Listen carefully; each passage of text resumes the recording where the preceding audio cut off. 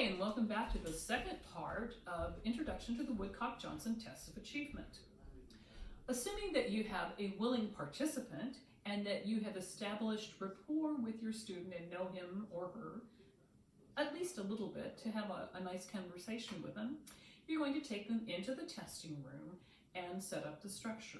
You will, of course, use your easel and a table. You will have them sit across from you, and you will sit so that you can see what they're doing as well as see the answers on the back of the easel. So you're going to start by filling out the test record book. You're going to fill out, the top part of it is demographic information. And that's things like the child's date of birth, the child's name, their grade in school, the date of testing so that you can figure out their age at the time of testing. So that will fill out, you'll fill out the demographic information, you'll list yourself as being the examiner. And then at the bottom, there is something called the observational checklist. And these are things that you will look for as you are working with a student and you go through the testing. And it's really important that you fill that out because it will give you some information about how the child reacts in an individual situation as opposed to how the child might react in the classroom.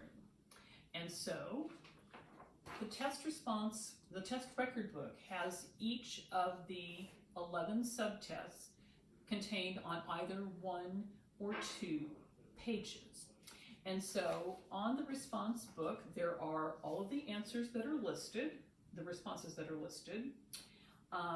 There is a qualitative aspect of things that you will observe while you're doing the testing, as well as a sample scoring guide that you will use for this very first administration to give you an estimate of the child or the student's ability in the given area.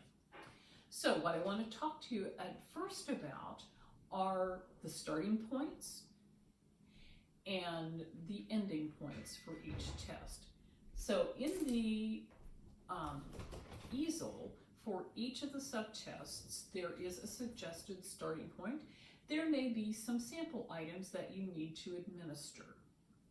And so what you will do is select an appropriate starting point because you really don't want to have to give the entire test to every single student that you do it.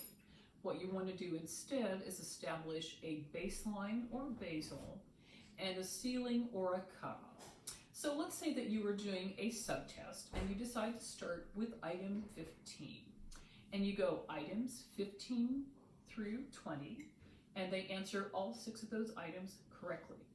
Great, you've got your basal. And so you're going to draw a box around it and you're going to label it as basal, B-A-S-A-L, and you know that that's your baseline. So anything before the baseline, you wouldn't have to administer to the student because you assume that given that 6 correct consecutive responses, they would be able to answer anything from items 1 to items 14. So that's lovely, you have the baseline established. Now, you test and you test and you test and you get up maybe to item 40 to 45. And the items are getting more difficult. The student is having difficulty with some of the items, so they have items 40, 41, 42, 43, 44, and 45. They miss all of them.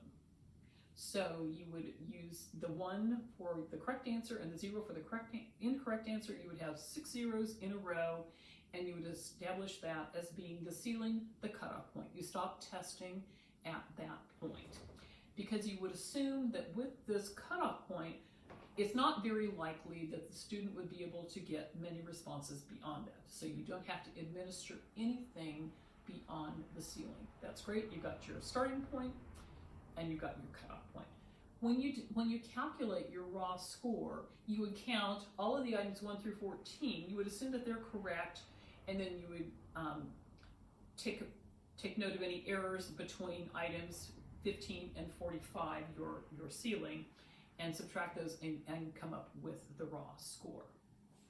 So you're lucky. Now sometimes when you're doing your basal and your ceiling, they would, let's say you start with item 15, they get item 15, 16, 17, they miss 18, they get 19 and 20. You do not have your basal established, and so you're going to have to go back to the previous page and test every single item on that page and mark it, and then you may have your, you'll have your basal starting between items 9 and 14. So that would be your basal.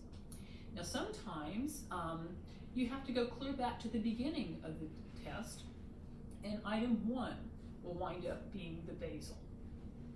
And sometimes on the ceiling, the same thing happens. So you're starting with, looking at items 40 to 45, and they miss 40, 41, 42, 43, 44.